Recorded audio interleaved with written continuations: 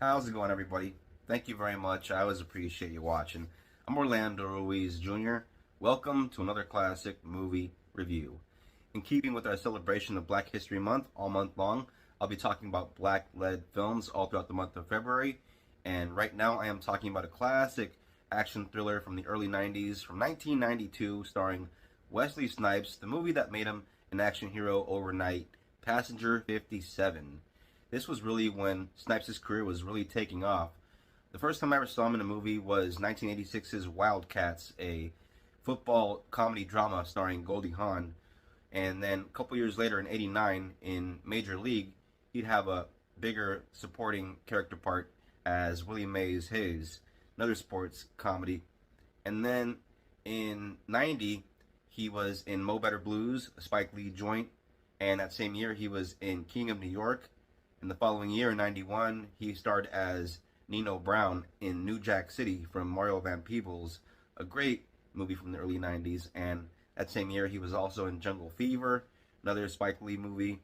And then in '92, I think it was like his biggest year, really, because that year, at that point, he had come out in two pretty popular movies, White Men Can't Jump and Passenger 57. Passenger 57 was directed by Kevin Hooks, who prior to this had directed a 1988 follow-up to the 1977 TV miniseries Roots.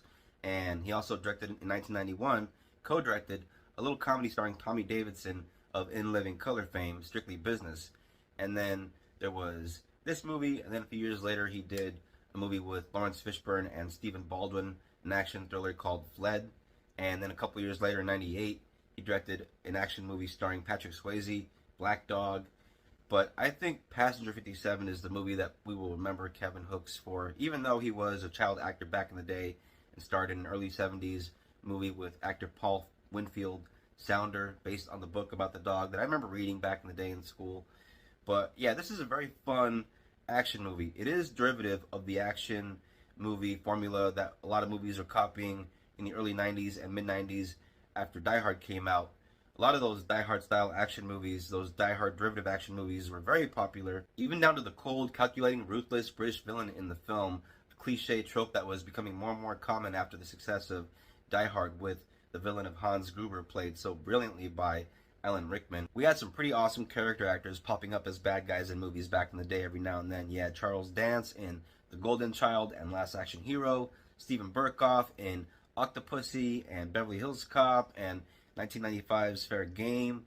So the European villain thing was very in at the time, and actor Charles Payne, who plays the main bad guy in this film, which is a very kind of Hans Gruber type villain, but has a twist of Hannibal Lecter in there. Yeah, the bad guy in this movie is pretty damn awesome. Charles Rain, who they call the Reign of Terror, he is scary in this film and a formative villain for our main hero. So in the film, our main character, John Cutter, of course played by Snipes, is a former cop with a troubled past working as the head of security for an airliner, teaching counter-terrorist techniques to flight attendants. And he's having a bit of a rough go in the very beginning of the film.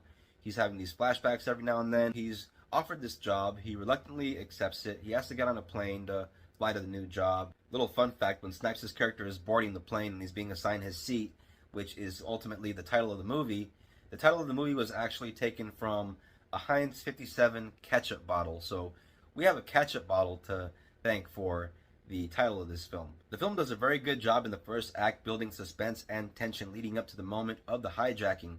But when the hijacking begins, the tension really never lets up. It's kind of relentless. Throughout the film, as Snipes takes down these bad guys every now and then, one at a time, he shows off some pretty nice martial arts moves, the kind of moves that he would start showing off more and more in movies after this. But this was one of the first movies where we got to see him actually using martial arts. And I think a lot of people didn't know that he was a martial artist prior to this.